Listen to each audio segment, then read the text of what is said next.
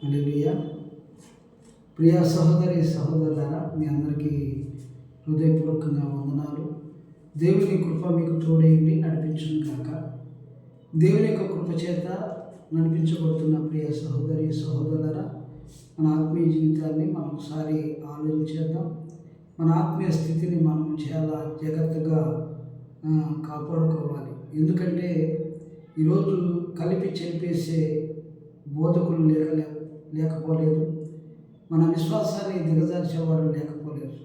కాబట్టి మనకి బైబిలే ఆధారం. బైబిల్ ఉన్న దేవుని మాటలు మనం తీసుకొని చక్కని ఆత్మీయ జీవితాల్లో మనం కొనసాగపడాలని నా ఆశ.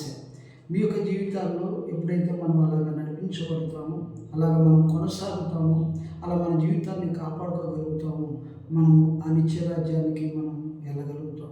అందుకు వెళ్ళగలగాలంటే ఈ భూమి మీద మనం సరి చేసుకోవాలి, మన ఆలోచనలు సరి చేసుకోవాలి, మన తలంపులు సరి చేసుకోవాలి.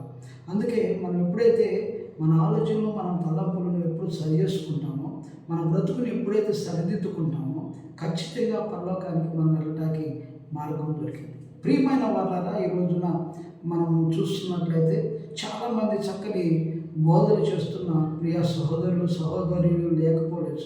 మనం ఎన్నో బోధలు వింటున్నాం, ఎన్నో ప్రసంగాలు వింటున్నాం, ఎన్నో బోధల ద్వారా మనం బలపరుస్తున్నబడుతున్నామా? బోధల ద్వారా మనం చక్కగా మనలో ఉన్న ఆ చెడు గుణాలను తీసివేసుకుంటున్నారా? మనలో ఉన్న నాటుకున్న అపవిత్రతను పోగొట్టుకుంటున్నారా? దేవుని విశ్వాసంతో మనం పరిపూర్ణంగా శుద్ధి చేసుకుంటున్నారా?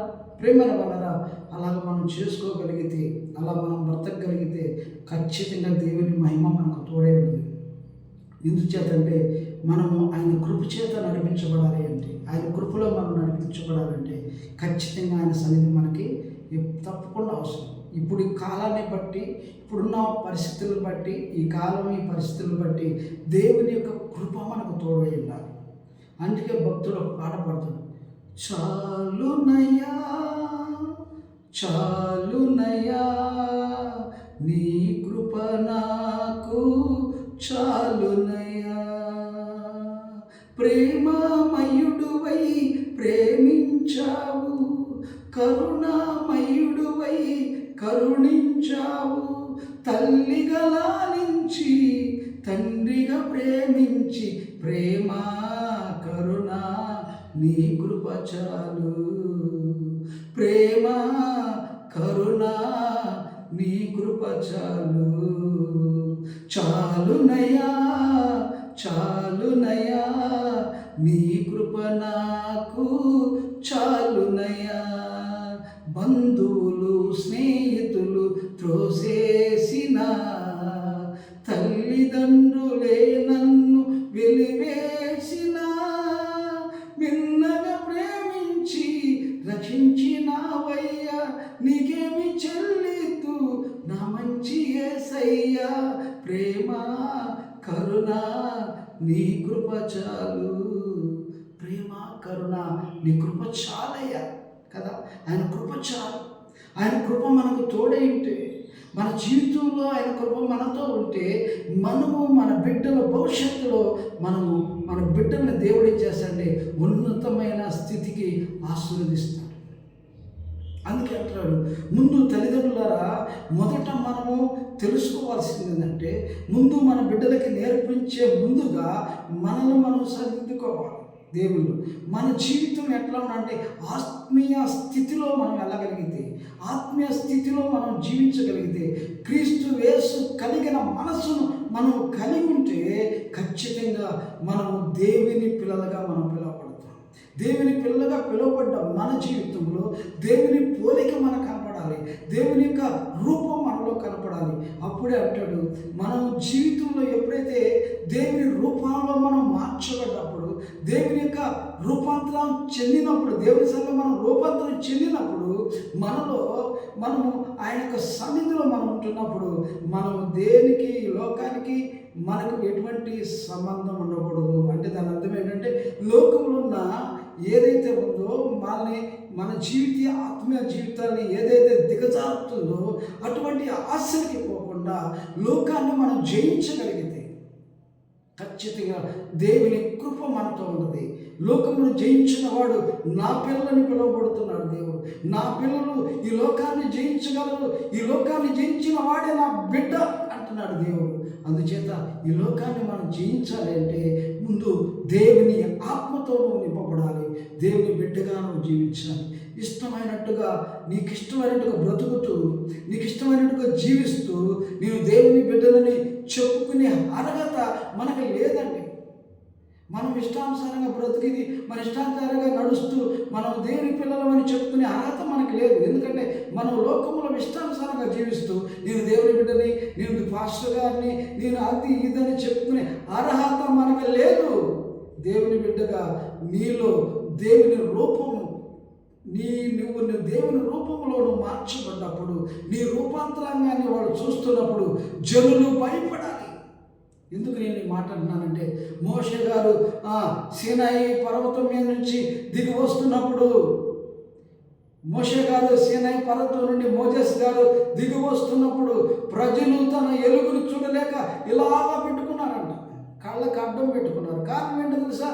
ఆయన రూపాంతరం చెందాడు కనుక. ఆ ఎలుగులో ఆయన దేవుని యొద్ద 10 ఆజ్ఞలు తీసుకుని వస్తున్నప్పుడు ఆయన ఎలుగు ఈయన మీద ప్రకాశించింది కనుక ఆ ప్రకాశించిన వెలుగుని ప్రజలు చూడలేక ఇట్లా పెట్టుకోగలిగారు. కారణం ఏంటో తెలుసా? దేవుని యొక్క వెలుగు అనేకులు వెలిగిస్తుంది. ప్రేమైన వల్ల ఎందుకు మోషే గారిని చూడలేకపోయారంట? పాపిష్టి కళ్ళు మోషే రూపాన్ని చూడగలగలేకపోయారు. ఎందుకు తెలుసా? రూపము మనిషిగా వెళ్ళిన మోషే సీనాయి పర్వతానికి వెళ్ళి 10 ఆజ్ఞలు తీస్తున్నప్పుడు దేవుని యొక్క వెలుగు మోషే మీద ప్రకాశించినప్పుడు ఆ ప్రకాశించిన 10 ఆజ్ఞలు తీసుకుని వస్తుండగా ఆ వెలుగు చూడలేక పాపములో ఉన్న పాపిష్టి కళ్ళు దేవుని వెలుగును చూడలేకపోయింది. అలాగనే ప్రేమైన వల్ల దేవుని వెలుగును మనం చూడాలంటే, దేవుని మహిమలో మనం ప్రవేశించబట్టాలంటే ఈ లోకాన్ని మనం జయించాలి. ఈ లోకాన్ని మనం జయించగలిగితే దేవుని బిడ్డగా నా కుమారుడా, నా కుమార్తెని దేవుడు మనం పిలుస్తాడు. అందుచేత ప్రేమైన వాళ్ళారా, చాలామంది మీ ఇష్టానుసారంగా మాట్లాడుకోబాకండి, నోటికి వచ్చినట్టుగా మాట్లాడుకోబాకండి, మీకు ఏది దోస్తే అది మాట్లాడేబాకండి. ఒకసారి దేవుని ఆత్మతో ప్రేరేపించబడి మాట్లాడండి. దేవుని యొక్క సన్నిధిలో ప్రార్థించి మాట్లాడండి. దేవుని సన్నిధిలో ప్రార్థించి ఏ విషయం దేవుడు నీతో మాట్లాడమన్నాడో, ఆయన బిడ్డలతో మాట్లాడమన్నాడో మొదట మనం ప్రార్థన చేసి తన బిడ్డలతో మనం మాట్లాడాలి. కానీ మీకు ఇష్టం వచ్చినట్టుగా నోటుకు వచ్చినట్టుగా బైబిల్ను మీ ఇష్టం వచ్చిన వాడటానికి దేవుడిని చేతులు పెట్టలేదు. ప్రియ సహోదరుడా, సహోదరి, నీకు ఇష్టం వచ్చినట్టుగా నీ నోటుకు వచ్చినట్లు మాట్లాడటానికి బైబిల్ మన చేతులు పెట్టాల. మనకు బైబిల్ ఇచ్చింది దేవుని చిత్తములో నువ్వు మాట్లాడగలగాలి. దేవుని చిత్తాన్ని నువ్వు నెరవేర్చగలిగిన బిడ్డ కాబట్టి దేవుడు నీతో బైబిల్లో ఏదైతే దేవుడు నీతో మాట్లాడమన్నాడో దానిని మాత్రమే మనం మాట్లాడాలి, బోధించాలి తప్ప మనకి నోటుకు వచ్చినట్లుగా నీకు ఇష్టం వచ్చినట్లుగా బోధించటానికి మనం తగిన వారు కాదు. అలాగా నోటికి ఏదొస్తుంది, చాలామంది నేను చూస్తున్నాను సోషల్ మీడియాలో, నోటికి ఏదొస్తుంది ఎట్టబడితే అట్ట బోధిస్తున్నారండి. ఎందుకు నాన్న?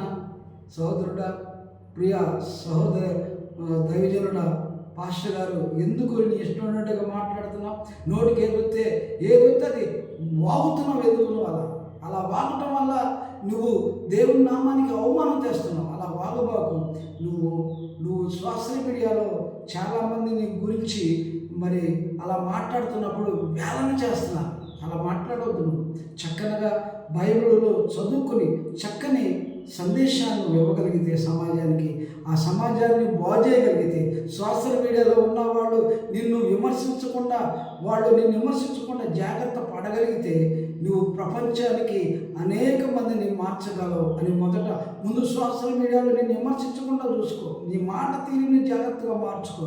నీకు ఇష్టం వచ్చినట్టుగా ఏది పడితే అది మాట్లాడి నువ్వు అవమానం తెచ్చుకోబాకు. నువ్వు అవమానం పొందుతూ దేవుని నామానికి అవమానం చేయకుండా చక్కగా నువ్వు దేవుని సన్నిధిలో నిలబడగలిగితే దేవుని అటు కృప మీకు మీ కుటుంబానికి సదా తోడేంటిది. సంఘాన్ని కాడ దేవుడు అభివృద్ధి చేస్తాడు. అలాంటి ఆత్మీయ జీవితంలో మనం ముందుకెళ్ళాలి. ఈరోజు నా ప్రేమ నా దేవుడు బిడ్డారా, మిమ్మల్ని మీ కుటుంబాన్ని సదా పరిశుద్ధాత్మ దేవుడు నడిపించి కాపాడి సంరక్షించును గాక. చిన్న ప్రార్థన చేసుకుందాం. మహోన్నతుడైన మా తండ్రి, సజీవుడైన మా దేవ, మహాకృపను మాకు అనుగ్రహించారు. మీ కృప చేత మమ్మల్ని నడిపించాను ఆయన. మమ్మలను మా జీవితాలు వెలిగించిన మా ప్రభువా, మీ పునరుద్ధానపు సన్నిధిలో ప్రతి ఒక్కరిని ఆశీర్వదించండి నాయన. మీ బిడ్డలమైన మేము మాకు నాయన ఇచ్చిన నోటిని నాయన చక్కగా మేము వాడుకోగలిగేలాగా సహాయం చేయి. మా నోటికి మీ కాపుదల దయచి ఏది పడితే అది ఉచ్చరించకుండా, ఏది గడితే అది బైబిల్లో నాయన ఒక మాటలు తీసుకుని మా ఇష్టానుసారంగా నాయన నోటికి వచ్చినట్లు మాట్లాడకుండా మీ చిత్తంలో పలుకగలిగే కృప దయచి ప్రతి సేవకుడిని ముట్టండి నాయన.